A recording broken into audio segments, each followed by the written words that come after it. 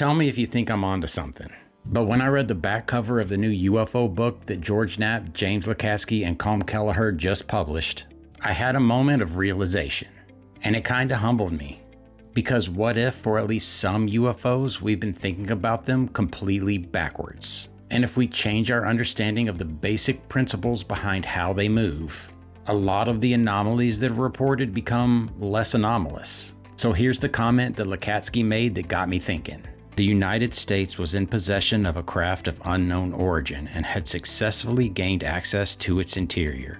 This craft had a streamlined configuration suitable for aerodynamic flight, but no intakes, exhaust, wings, or control surfaces.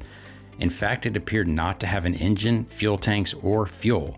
If it was a spacecraft, then how did it operate? Assuming that the craft that Lacatski just described doesn't have an onboard propulsion system, then how does it move? Well, maybe, just maybe, it doesn't propel itself at all. But instead, it's propelled by an external force, similar to how a surfboard is propelled by a wave. So is it possible that some UFOs, like the orbs that have been reported all over the globe, are actually half of a two-part system, with the other half being a command center, or a mothership for lack of better terms? My idea is that some UFOs may represent a parent-child relationship. The child is built with advanced material science properties that allow it to be sensitive to forces imposed upon it remotely by the mothership. In other words, in this thought experiment, the mothership is Magneto and the orbs are the metal that he controls. But instead of magnetism, maybe this mothership has the ability to control and manipulate gravity at a distance. And to make its child move, it creates a gravitational anomaly near the object, similar to the bowling ball on a mattress example that everybody's familiar with. Of course, there's also the possibility that instead of gravity, maybe the UAP is sensitive to some other force that we're not aware of yet or haven't been able to harness. So instead of every UFO being equipped with an onboard propulsion system, much like modern commercially available drones are today, imagine the benefits you would gain if you could remove the motors and propellers from the drone. You'd then be able to get rid of the battery, and all you'd have left is a data collection payload.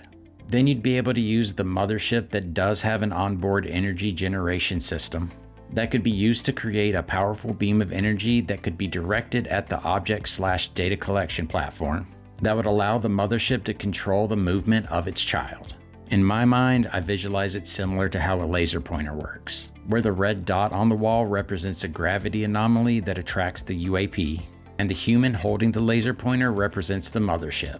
So if this kind of parent-child relationship is possible, it'd be very easy to control an object that has no intakes, exhaust, or control surfaces, and cause it to perform physics-defying feats such as instant acceleration, right-angle turns, and staying aloft in high winds for long durations of time.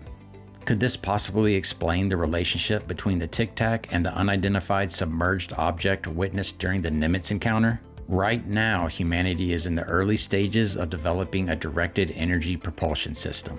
So what would it look like if a non-human intelligence had been working on this same technology for 10, 100, a million years longer than we have? I'm probably wrong about all of this, of course, but the possibility that I am right is greater than zero.